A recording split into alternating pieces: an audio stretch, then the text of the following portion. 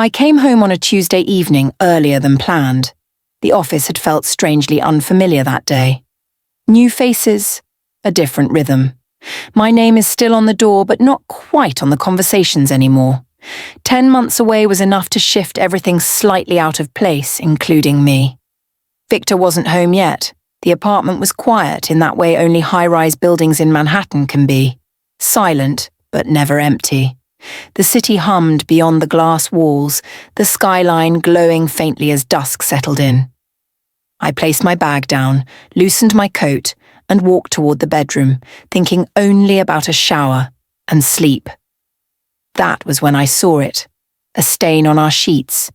It wasn't dramatic, it wasn't large, just a faint discoloration near the center of the bed, half hidden under the fold of the comforter. The kind of thing most people would overlook, the kind of thing you convince yourself must have a harmless explanation. But I didn't overlook it, because it didn't belong there. I stood still for a long moment, staring at it, my body strangely calm while my mind raced through every possible rational answer. Laundry mix-up, spilled drink. Maybe I was imagining it. Maybe exhaustion was playing tricks on me. After all, I had just returned from maternity leave. Everyone tells you that you're more sensitive after childbirth, more emotional, less reliable. I touched the fabric. Dry. Old. Not from last night. Victor had told me he'd been working late all week. Client dinners, strategy sessions, endless meetings that kept him out until after midnight. I had believed him.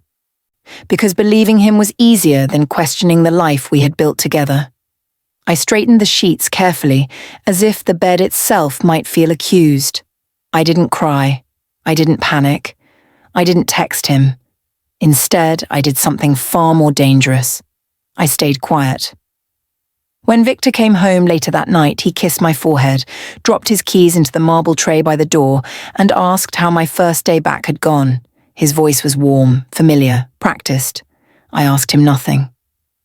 That night, as he slept beside me, I stared at the ceiling, counting the distant lights across the river. Somewhere between the 30th and 40th floor of another building, something inside me shifted. It wasn't certain. It was awareness. I didn't know yet what that stain meant. I didn't know how deep the truth went, or how much I would lose before I could protect what mattered most. All I knew was this. That stain was the first crack, and once a crack appears, the structure is already compromised. 6 months later, Victor would stand alone in a room full of people who no longer respected him. But that night, I simply closed my eyes and memorized the silence, because it would be the last quiet moment before everything fell apart. The next morning, nothing happened. That was the first unsettling thing. Victor woke up early, just like always. He brewed coffee, skimmed the news on his phone, and kissed our baby goodbye before heading out the door. No tension, no guilt, no crack in the performance. If there had been a secret, he carried it effortlessly. I stayed home that day, telling myself I needed rest. In truth, I needed time to think without being watched. By noon, the first blow landed. An email from my former company appeared on my laptop. Polite, carefully worded. They were excited to have me back, but, due to organizational changes, my previous role had been permanently filled. They offered a reduced position, lower pay, less visibility. Framed as an opportunity, it felt like a quiet demotion. I stared at the screen longer than I should have. I had built that role. I had earned it. And yet, after 10 months away, I was suddenly optional. That afternoon, Victor's mother called. She asked how I was adjusting. Then, casually, she mentioned how difficult it must be for Victor to carry so much responsibility alone. She suggested gently that stress could cause misunderstandings. That new mothers sometimes imagine problems that aren't really there. I thanked her and ended the call with steady hands. By evening, the walls felt closer. When Victor came home, he noticed my silence immediately. He asked if something was wrong. His concern looked genuine. That made it worse. I told him about the email, about the position, about how uncertain everything suddenly felt. He listened, nodding slowly, then said, "Maybe this is a sign you should slow down. Focus on the baby. You've been through a lot." It sounded reasonable. It also sounded final. That night, I stood in front of the bathroom mirror and barely recognized myself. Tired eyes, healing scars, a body that had created life but hadn't yet reclaimed its strength. I looked like someone easy to doubt, easy to dismiss. That was when it hit me. If something went wrong now, no one would take my side. I had less income, less physical strength, less social leverage, and if Victor chose to paint a picture of instability, the world would believe him before it believed me. The stain on the sheets was no longer the problem. The problem was that I was standing at the weakest point of my life, while someone else held all the cards.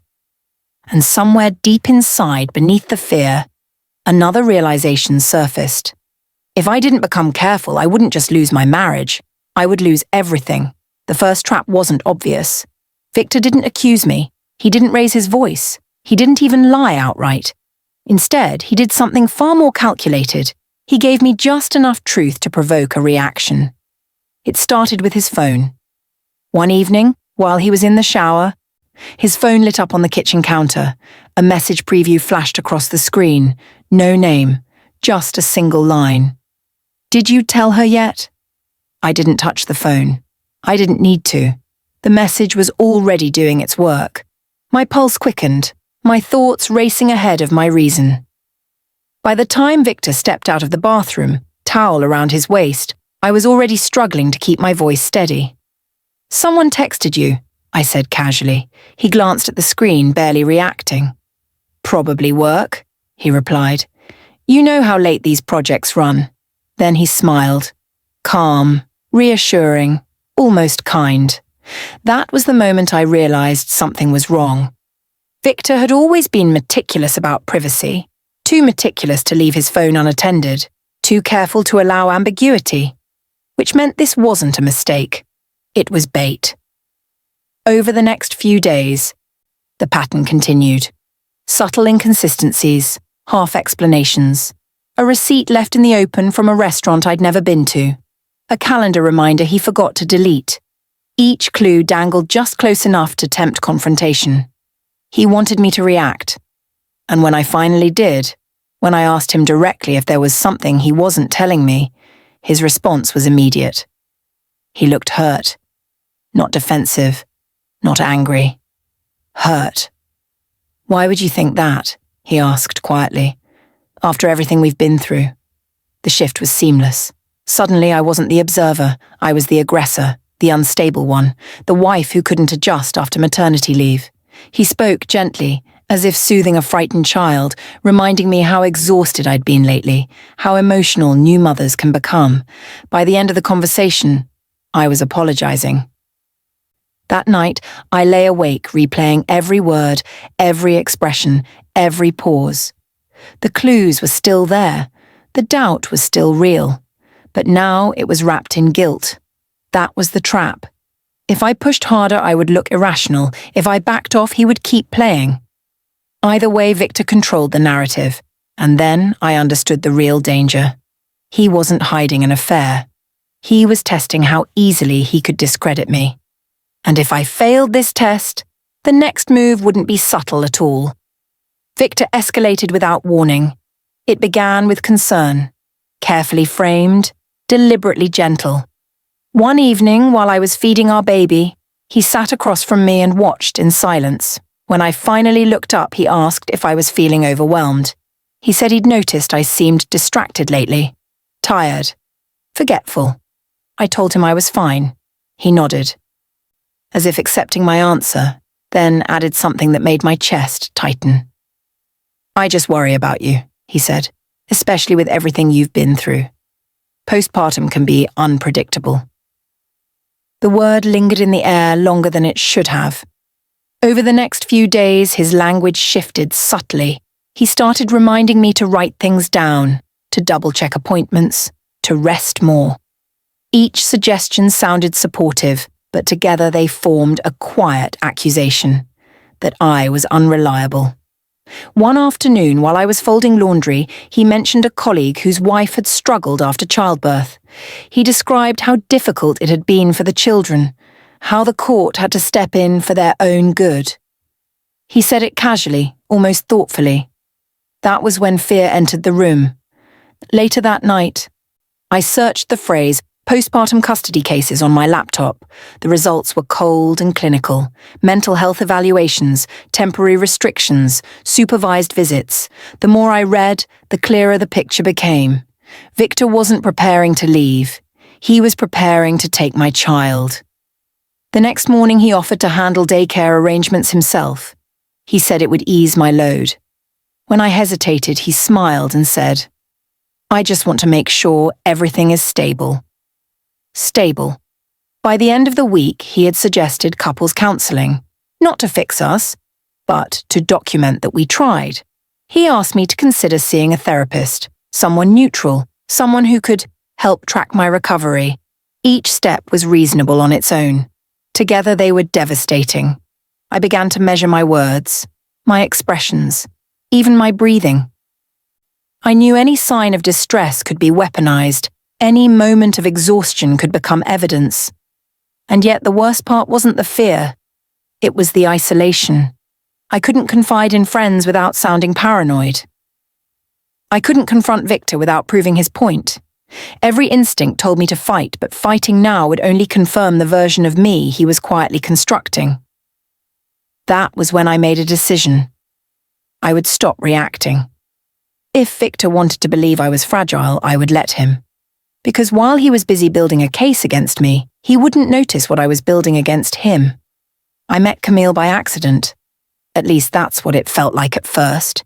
It was a Thursday afternoon, and I had taken our baby out for a walk near Central Park West. The air was crisp, the kind that sharpens your thoughts whether you want it to or not. I stopped at a cafe I used to visit before everything changed, ordered a coffee I barely touched, and waited for the stroller to settle. That was when she approached me. She didn't look nervous. She didn't look guilty either. She looked composed, deliberate, as if she had rehearsed this moment in her head more than once. "Hannah?" she asked quietly. I looked up, my hand instinctively tightening around the stroller handle. "My name is Camille," she said. "I work with Victor." The world narrowed to the space between us. I didn't respond. I didn't need to. My silence invited her to continue. "I won't take much of your time," she added. "I just wanted you to know something." She sat down across from me without waiting for permission, close enough to be seen together, far enough to avoid intimacy. Her eyes flicked briefly to the baby, then back to mine. "Victor doesn't leave women," she said calmly. "He replaces them." I felt a sharp heat rise in my chest, but I kept my face neutral. Camille wasn't here to apologize. She wasn't here to confess love. This wasn't a confrontation. It was an information exchange. "He told me you were aware," she continued, "that you'd agreed to a separation, that everything was civil." There it was. Proof that the story he told me and the story he told her did not match. I asked her why she was telling me this now. Camille smiled faintly. "Because I realized something last week," she said. "If he can rewrite you, he can rewrite me too." She stood up, smoothing her coat, already preparing to leave. Before she walked away, she paused. "Be careful," she added. "He's not reacting to you. He's studying you." Then she was gone, absorbed back into the city as if she had never been there. I sat frozen long after, the sounds of traffic and footsteps blurring into a dull hum. Camille wasn't my enemy. She wasn't my ally either. She was a mirror. And what she reflected was far worse than an affair. Victor wasn't acting out of desire. He was acting out of strategy.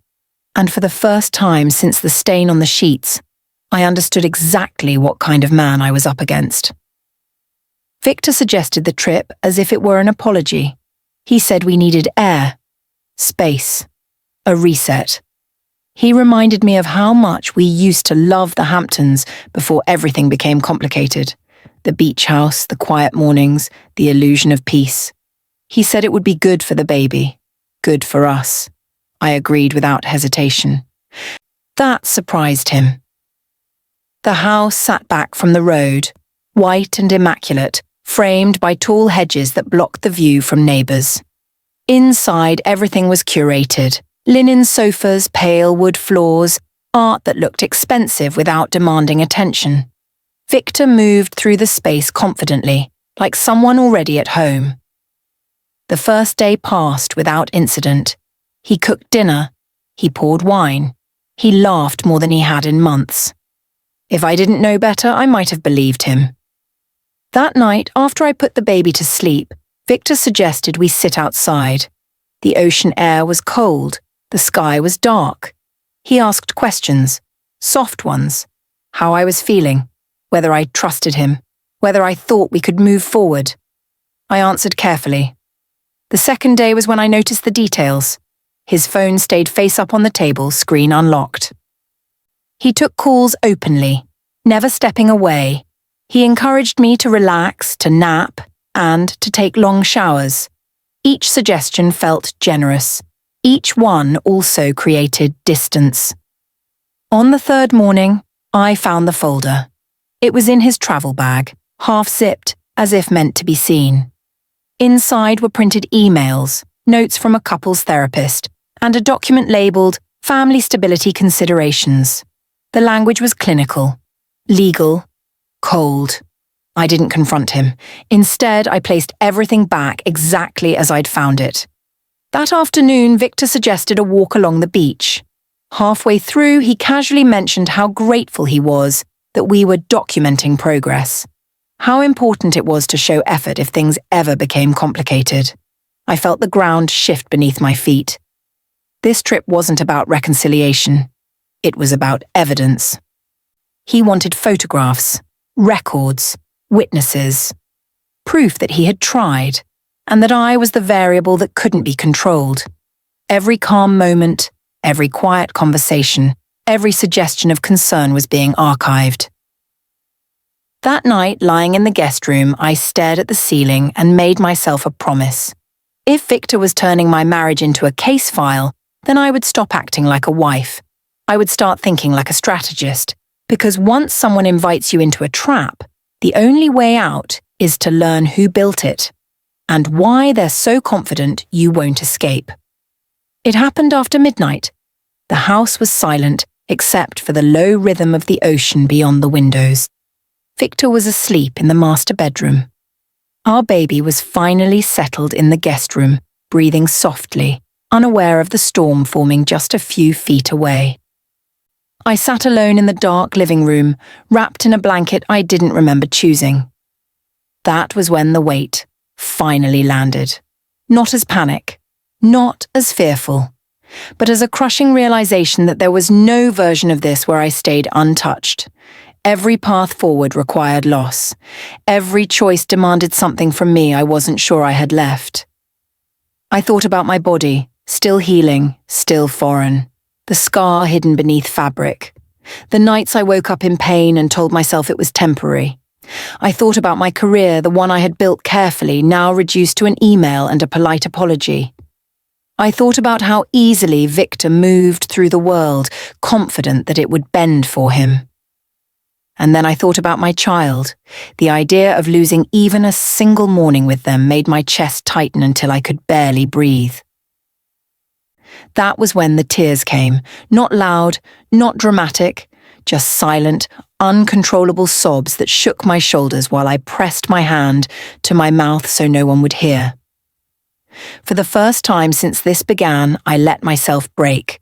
I wasn't strong at that moment. I wasn't strategic. I was exhausted, frightened, and painfully aware of how alone I was. The image Victor was building of me, fragile, unstable, unfit, felt terrifyingly close to becoming true. But somewhere in the middle of that collapse, something shifted. I realized that my fear wasn't weakness. It was clarity. Victor underestimated one thing. He thought my breaking point would make me reckless. He thought pain would make me reactive. He thought motherhood had softened me into something easy to manage. He was wrong. Motherhood had stripped me down to what mattered most. As the tears slowed, I wiped my face and sat still, listening to my breathing return to normal. The panic didn't vanish, but it sharpened. It focused. It turned into something quieter and far more dangerous. Resolve. By the time the sky began to lighten outside, I wasn't crying anymore. I was planning. Victor believed this trip had pushed me to the edge. He didn't realize it had pushed me past it. And once you cross that line, fear no longer controls you. Purpose does. I met Naomi 3 days after we returned from the Hamptons. Victor thought I was going to a pediatric appointment. He even offered to come with me, his concern carefully rehearsed. I declined gently, telling him I needed to handle something on my own. He didn't argue. He rarely did when he believed he was already winning. Naomi's office was inside a hotel, not a law firm. The kind of place people used when they didn't want their names on directories or their meetings on calendars. The lobby was quiet, polished, and anonymous. She didn't stand when I entered. She looked at me for a long moment instead, as if taking inventory of everything I hadn't said yet. "You're earlier than most," she said finally. I asked what she meant. "Most women come when they're already bleeding," Naomi replied. "You came while you're still standing." There was no sympathy in her voice, no pity, just an assessment. I told her everything: the stain, the messages, the trip, the folder. I spoke slowly, carefully, leaving out emotion and sticking to facts. When I finished, Naomi nodded once.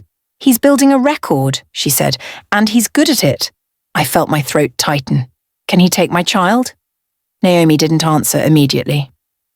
She leaned back, folding her hands. "He can try," she said, "and if you panic, he'll get closer." She slid a legal pad toward me. On it were 3 words written in bold ink: "Do nothing." "For now," she added, "no confrontations, no accusations, no tears where they can be seen. You let him believe the story he's writing is working." I frowned. "That feels like losing."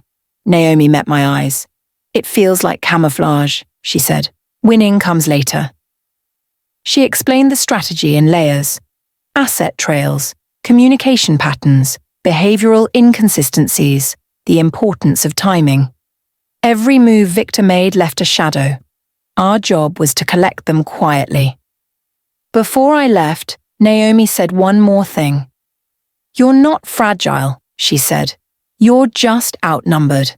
That can be fixed." As I walked back onto the street, the city felt different, louder, sharper, more alive. Nothing in my life had changed yet, but something inside me had. For the first time since this began, I wasn't reacting to Victor's moves. I was waiting for them. And in waiting, I was finally gaining ground. Playing weak was harder than I expected. It required restraint, precision, a willingness to let misunderstandings breathe instead of correcting them. Naomi had warned me, strength when shown too early only teaches your opponent where to strike next.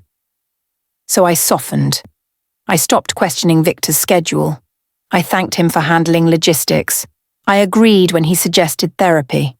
I nodded when he reminded me to rest. From the outside, it looked like acceptance. Inside, it was a calculation. Victor noticed the change immediately. He grew more relaxed, less guarded.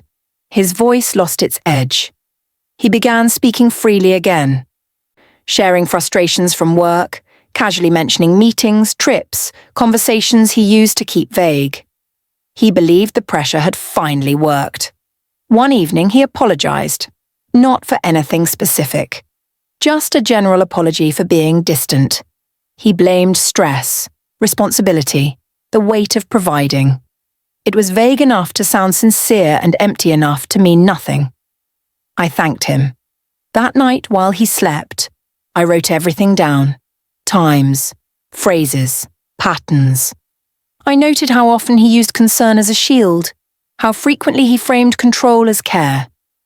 Naomi had told me that memory fades, paper doesn't. A week later, Victor suggested adjusting our finances temporarily. He framed it as protection, stability, efficiency. I agreed without hesitation, asking only for explanations. He gave them gladly, unaware that each explanation revealed more than it concealed. He began leaving documents in the open, bank statements, calendars, notes from work calls. His confidence made him careless. The hardest part was pretending not to see what I saw. When he implied I was lucky to have his support, I smiled. When he reminded me how vulnerable this phase of life was, I thanked him.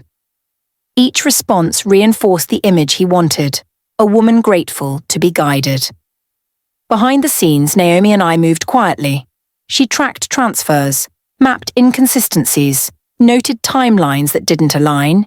Every concession I made earned us information. Victor thought he was winning because I had stopped resisting. He didn't realize resistance had simply changed form. The more secure he felt, the more he revealed. The more he revealed, the narrower his escape became. Power has a way of blinding those who believe it's permanent. By the time he suggested formalizing arrangements, just in case, I knew we were close to the mistake he didn't know he was about to make. Because weakness, when performed well, invites overconfidence, and overconfidence is always loud. It announces itself long before it falls. Camille reached out again 2 weeks later. This time there was no pretense of coincidence, no public space, no casual tone. She sent a single message asking if we could talk somewhere private. I showed it to Naomi before responding. Naomi read it once, then nodded. "Go," she said, "but don't promise anything." We met in a quiet hotel lounge near Midtown, neutral territory. Camille arrived early, sitting with her hands folded, posture controlled. She looked different than before, less composed, more alert, like someone who had finally realized the ground beneath them was unstable. "I didn't contact you to apologize," she said immediately. "And I'm not asking for forgiveness." I appreciated the honesty. She took out a slim folder and placed it on the table between us. "Victor is moving money," she continued, "not just between accounts, through people." I didn't open the folder. "He's been doing it for years," Camille said. "Before you, before me. I didn't understand it at first. I thought it was corporate structuring, asset protection." Her mouth tightened. "It isn't." She explained how Victor used consulting retainers and shell agreements to shift income beyond marital visibility, how he coached Camille on language, timing, and discretion, how she realized too late that proximity to him came with expectations and consequences. "Why tell me now?" I asked. Camille exhaled slowly. "Because he's preparing to discard me," she said. "And when he does, I'll be exposed." That was the twist. Camille wasn't a romantic rival. She was collateral. She slid the folder closer. Inside were transaction summaries, internal emails, and notes in Victor's handwriting. Nothing flashy, nothing illegal on its own. But together they formed a pattern. "He believes you're weak," Camille added. "He believes I'm loyal. That makes us both useful." I closed the folder without comment. When Camille stood to leave, she paused. "I'm not doing this for you," she said quietly. "I'm doing it because I won't survive him alone." That night, I handed everything to Naomi. She smiled for the first time since we met. "This," she said, tapping the folder, "is where the game changes." I didn't feel triumph. I felt clarity. Victor had miscalculated something fundamental. He assumed women in his orbit existed in isolation, divided, competitive, replaceable. He never considered what would happen if the pieces he moved began talking to each other. And once that happens, control doesn't slip. It collapses. The paper trail didn't explode into existence. It whispered. Naomi warned me that real damage is never obvious at first. It hides in repetition, in patterns so familiar they stop raising questions. Victor hadn't made one reckless move, he'd made hundreds of careful ones. We began with timing. Naomi mapped Victor's consulting income against our shared accounts. At first glance, everything was balanced. Salaries arrived, expenses flowed, nothing dramatic. But when she layered in Camille's documents, Small gaps appeared. Payments routed through third-party retainers. Bonuses delayed, then reclassified. Income arriving late enough to fall outside reporting windows. Legal, but intentional. Next came communication. Naomi subpoenaed archived emails from Victor's firm under a neutral pretext. Most were mundane, but certain phrases repeated across years. Coded language he used only with select contacts. Camille had highlighted them without knowing why. Naomi knew exactly what they meant. Control terms, she said, used when someone thinks they're invisible. Then there were the calendars. Victor was meticulous about documenting effort, counseling sessions, family outings, appointments he wanted recorded, but his personal travel overlapped too often with unexplained account activity. Naomi drew lines between dates, locations, and transfers until the story wrote itself. I watched quietly as the image of my marriage transformed into a spreadsheet. It was unsettling to see how methodical betrayal could be, how many steps it took, how many years it required. This wasn't impulse, it was infrastructure. One evening, Victor casually mentioned a potential restructuring at work. He spoke confidently, almost proudly, about being prepared for any outcome. I nodded, playing my role while Naomi listened on the other end of a secure line. "He's signaling," she said afterward. "He thinks the window is closing." That was when we accelerated. Naomi filed preliminary motions designed to provoke response, not resolution, requests that required disclosure. Clarifications that forced Victor to choose between cooperation and contradiction. Each response he gave tightened the net.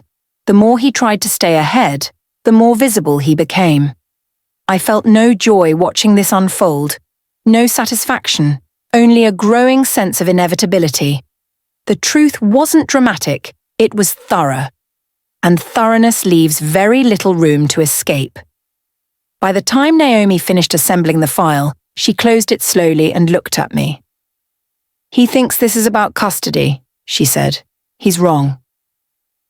I exhaled, my hands steady for the first time in weeks, because I finally understood something crucial.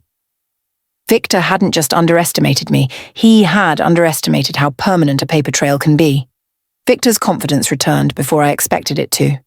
It wasn't loud or celebratory. It was quieter than that. Settled.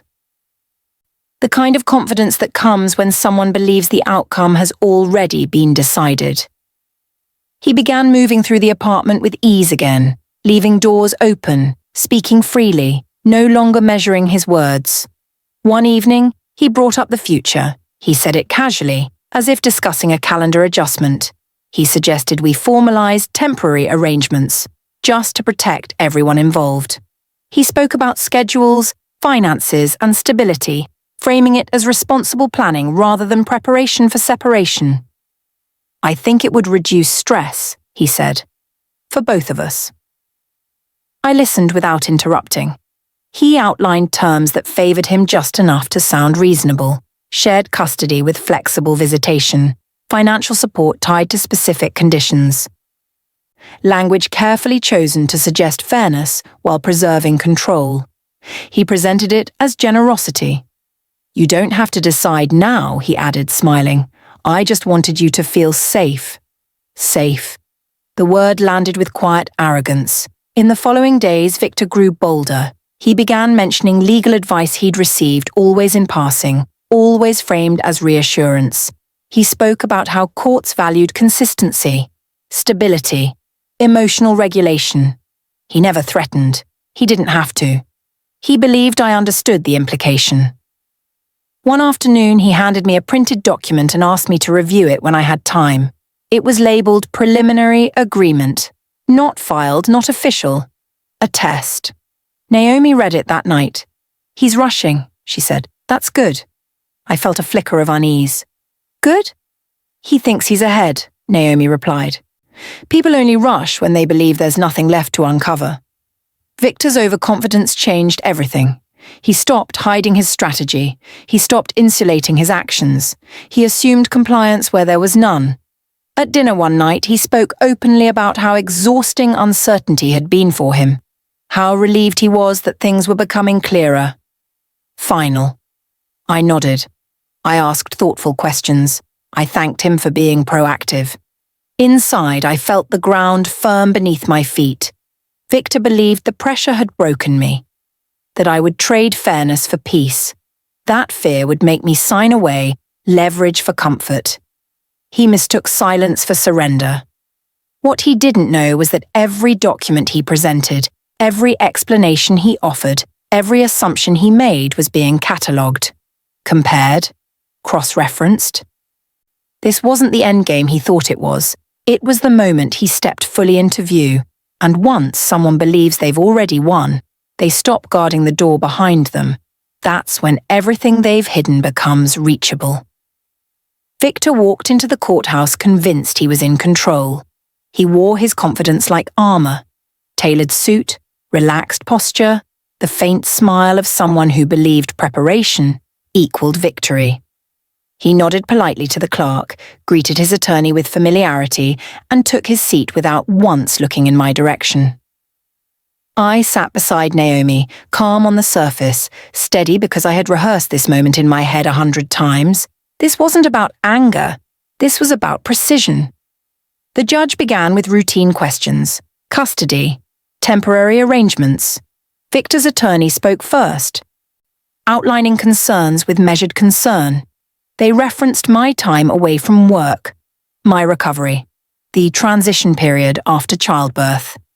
It was subtle, but the message was clear. I was the variable. Victor didn't interrupt. He didn't need to. Everything was unfolding exactly as he expected. Then Naomi stood. She didn't raise her voice. She didn't dramatize.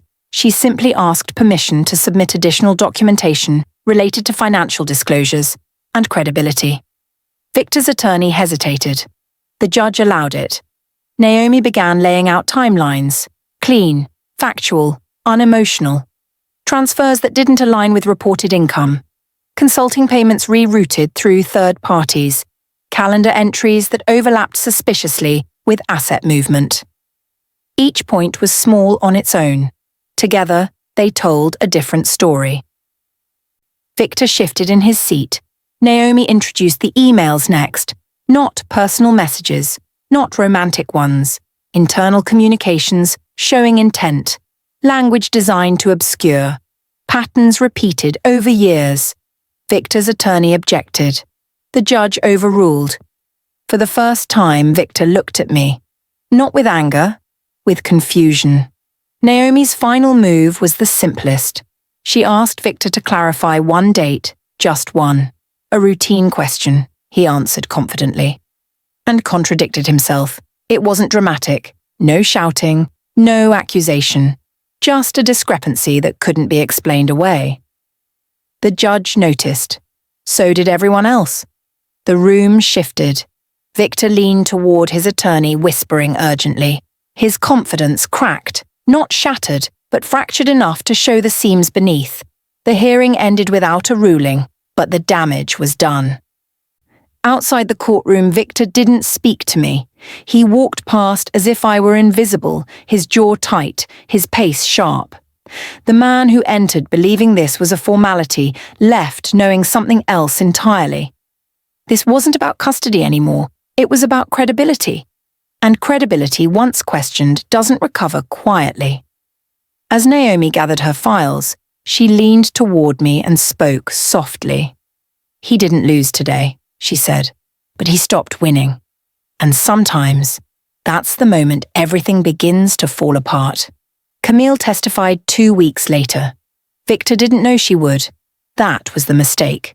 The room was smaller this time, less formal, no grand audience, just lawyers, records, and a judge who had already started to ask different questions. Victor arrived late, irritation barely hidden beneath composure. He looked around once, confidently, certain of who was on his side. Camille entered quietly and took her seat without looking at him. When her name was called, Victor's expression shifted, not to fear but disbelief. He leaned toward his attorney, whispering sharply. Whatever reassurance he received didn't settle him. Camille spoke clearly. She didn't embellish. She didn't dramatize. She described systems, processes, instructions Victor had given her over time.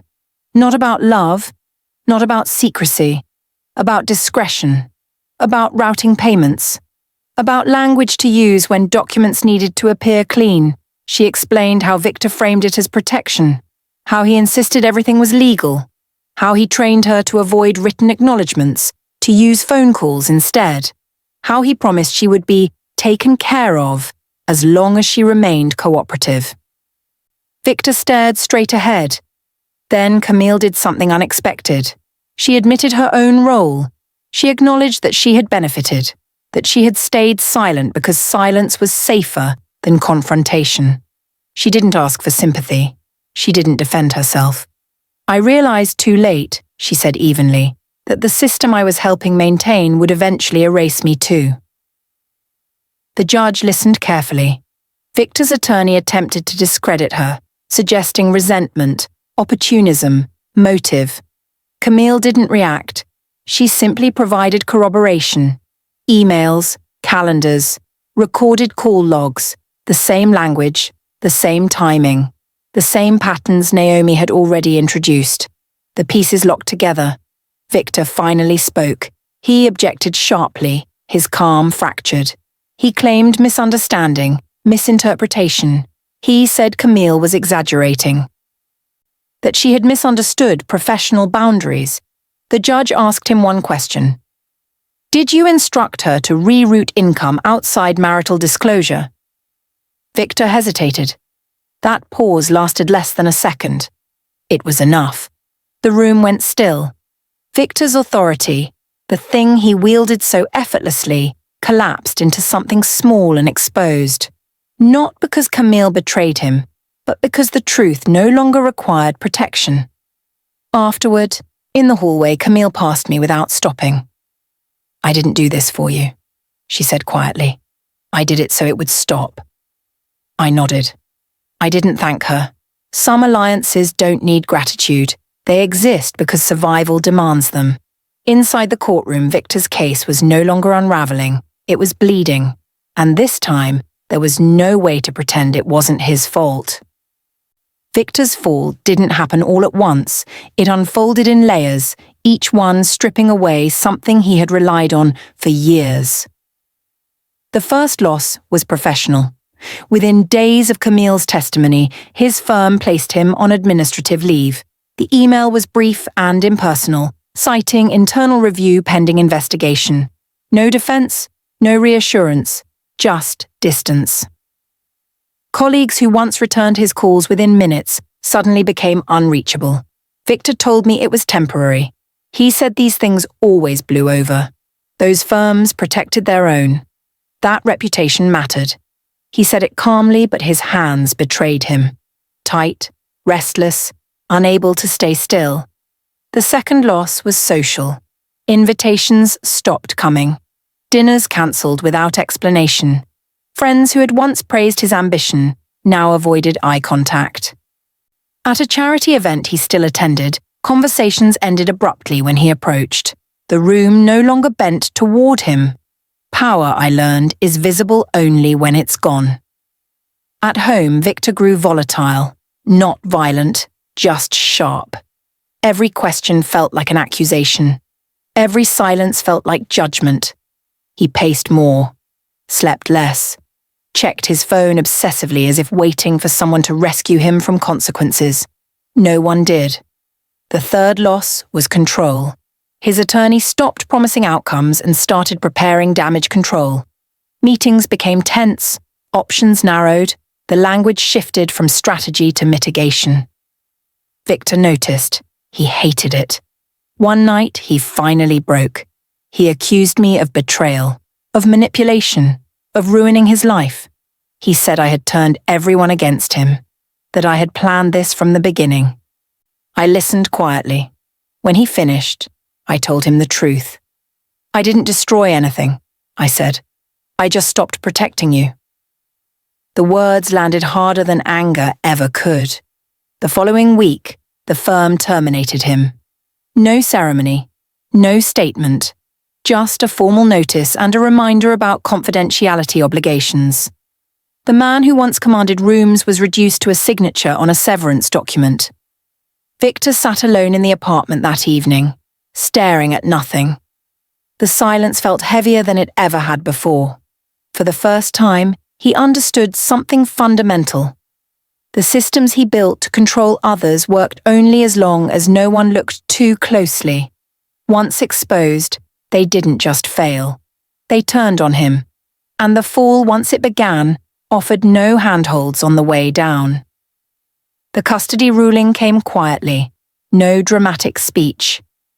No crowded courtroom, just a short hearing on a grey morning, the kind that feels deliberately ordinary, as if the law itself refuses to sensationalize what matters most. Victor sat stiffly beside his attorney. He looked smaller than before, not defeated exactly, but diminished. The confidence that once filled the room had been replaced by calculation, by the awareness that outcomes were no longer his to control. The judge spoke slowly, deliberately. She acknowledged the difficulty of transition after childbirth, the importance of stability, the weight of evidence presented over the past weeks. She referenced patterns, not accusations, consistency, not emotion. Her tone was measured, but the direction was unmistakable. Primary custody would remain with me. Victor would have visitation, structured, supervised at first. Reassessed over time. The words settled into the room like dust. Victor's attorney leaned toward him, whispering urgently, but Victor didn't respond. His gaze stayed fixed ahead, jaw tight, as if refusing to process what had just happened. I felt nothing at first. No relief, no triumph. Just a strange stillness, like my body had been holding its breath for months and hadn't yet remembered how to exhale. Then I looked down at my hands. They weren't shaking. That was when it hit me. I hadn't won because Victor lost.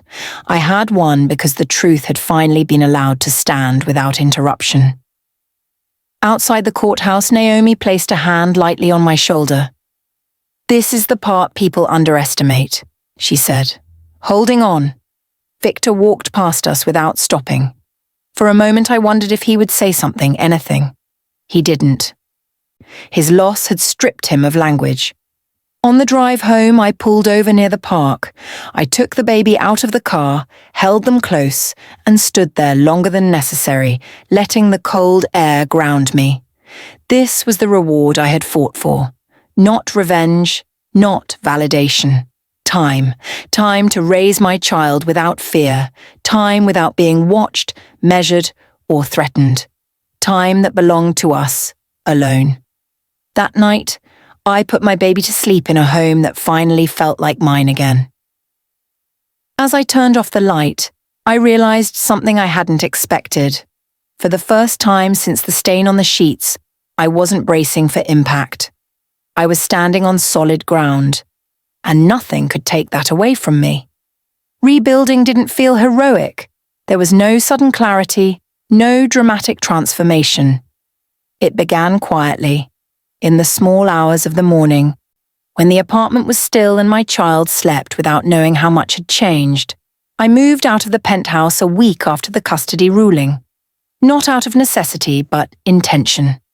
I chose a smaller place near the park, with large windows and uneven floors and a kitchen that filled with light in the early afternoon. It didn't impress anyone. That was the point. For the first time in a long time, everything in my life belonged to me. I set routines that made sense instead of appearances. Morning walks, simple meals, work done in focused blocks while the baby napped. I accepted freelance projects without worrying whether they looked prestigious. Stability mattered more than image now. Some nights were harder than others. I would catch myself reaching for my phone, wanting to share something small. A milestone, a thought. A moment of exhaustion.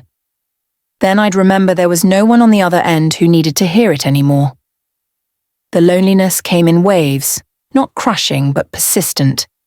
I let it come. Healing, I learned, isn't about filling silence. It's about surviving it. I started reading again. Not strategy, not law, just words that reminded me I was more than what I had endured.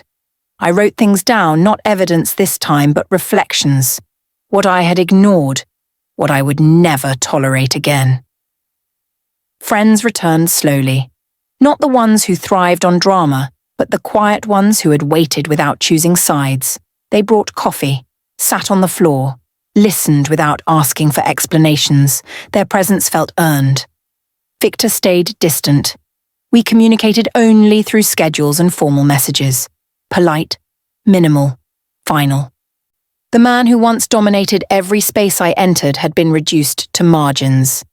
And still, I didn't rush to replace what I had lost.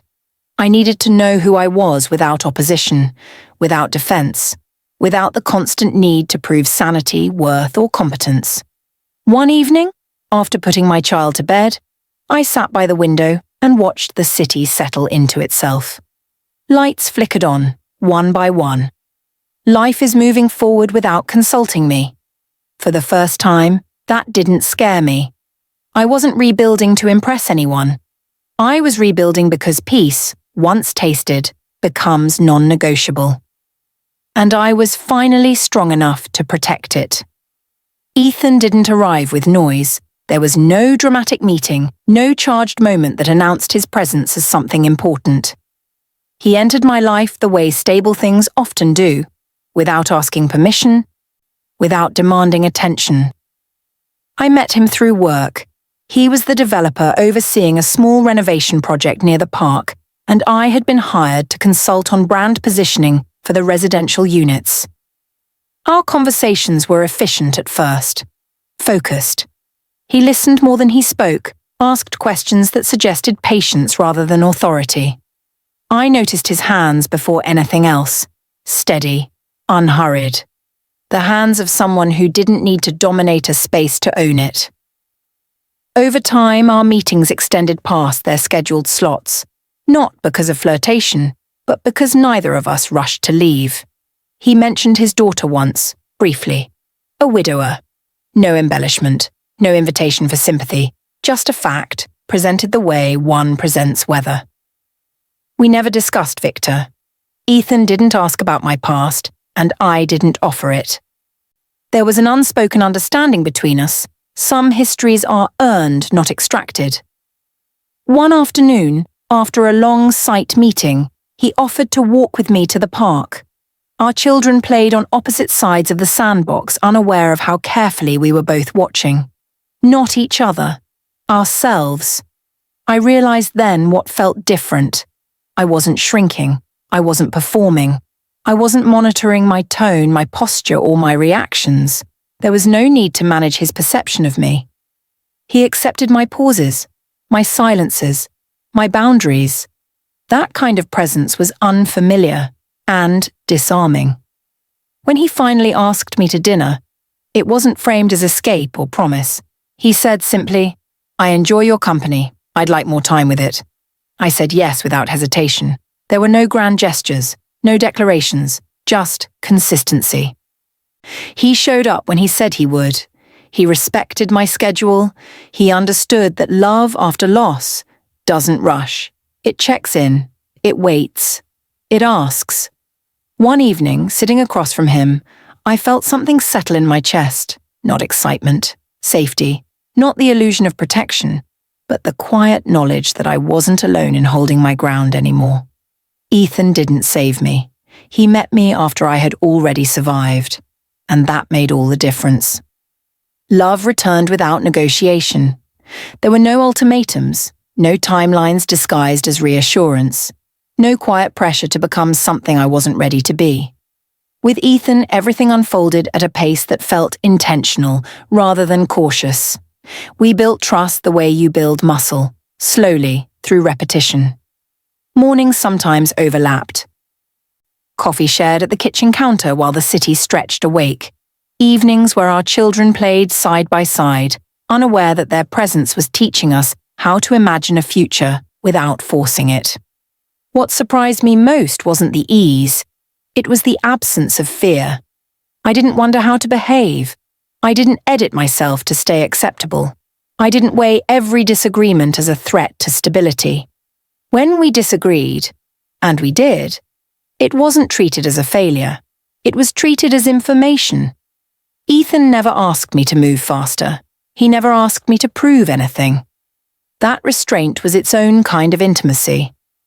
One night after putting the kids to bed, we sat quietly on the balcony, the city lights reflecting off the glass. He spoke about his late wife, not with longing, not with regret, but with respect. He told me love doesn't disappear when someone dies. It changes shape. I understood that language. I told him I wasn't afraid of commitment, only of contracts written under pressure. He nodded, as if he'd been waiting for me to say it. "We don't need to promise forever," he said. "We just need to choose tomorrow." That was when I knew, not because it was romantic, but because it was honest. Months passed without dramatic markers. No anniversaries celebrated loudly, no declarations made for witnesses. Just consistency, shared responsibility, quiet laughter, presence. Victor faded completely. His messages became procedural, then infrequent. The man who once consumed my emotional landscape had been reduced to logistics. Not by effort, but by irrelevance. One afternoon, while watching our children run through the park, Ethan reached for my hand, not possessive, not protective, just there. I didn't hesitate. Love didn't feel like surrender this time. It felt like alignment, not something I had to earn, something I was finally ready to receive. I heard about Victor's final collapse through someone else. Not a dramatic headline, not a whispered scandal, just a quiet update passed along without emotion, the way people talk about things that no longer matter enough to lower their voices. The investigation had concluded. No criminal charges, no public spectacle, just consequences that arrive when credibility disappears. Consulting contracts dissolved, advisory roles withdrawn, partnerships quietly severed. The industry didn't punish him loudly, it simply stopped trusting him. And in Victor's world, trust had been everything. I saw him once after that. Not planned, not dramatic. We crossed paths near the courthouse, months after everything had settled. He looked older, not tired, reduced, like someone who had spent too long explaining himself to rooms that no longer listened. He didn't approach me. He nodded once, out of habit more than respect, then turned away. That was the last interaction we would ever have. There was no apology, no confrontation, no final words exchanged, and I realized I didn't need them. The ending Victor deserved wasn't humiliation. It was irrelevance. My ending looked nothing like his. A year after the stain on the sheets, I stood in a quiet garden overlooking the city. No grand venue. No audience beyond the people who mattered. Ethan stood beside me, calm, grounded, exactly as he always was. When we married, it wasn't a declaration of victory. It was a declaration of peace. Our children ran ahead of us, laughing, unaware of the battles that had made this moment possible. Watching them, I understood what the real reward had been all along. Not revenge, not validation, but choice. The choice to leave a life built on fear. The choice to rebuild without bitterness. The choice to love without bargaining or control. Later that night, after the city lights softened and the guests had gone, I folded fresh sheets onto our bed. Clean, unmarked, ordinary. I smiled at the memory of the woman I had been when all of this began. Tired, uncertain, standing at the edge of something she didn't yet understand. She thought she was losing everything. She was wrong. She was shedding what no longer deserved her. And in doing so, she gained something far rarer than security or romance. She gained herself.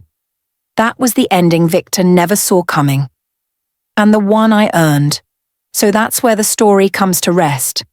And if you're still here with us right now, truly still here, then something in this story must have reached you in a quiet, personal way. Because this was never just about betrayal, or divorce, or even justice. It was about what happens when someone stops fighting the truth and starts standing in it. The Stoics believed that you have power over your mind, not outside events. Realize this, and you will find strength. And that's exactly what we witnessed here. Not revenge, but clarity. Not control, but choice. Life doesn't always reward us by fixing what broke. Sometimes it rewards us by removing what was never meant to stay. Pain, as Marcus Aurelius wrote, is not something to run from, but something to understand, because once understood, it no longer owns us. If this story stirred something in you, maybe a memory, a fear, or a hope you haven't named yet, know this. Healing doesn't mean forgetting. It means choosing yourself without bitterness. And before we part, let me ask you gently, if this story spoke to you, don't keep it to yourself. Like the video, share it with someone who might need it, and subscribe to the channel so we can keep telling stories that remind us we're not alone. Thank you for staying until the end.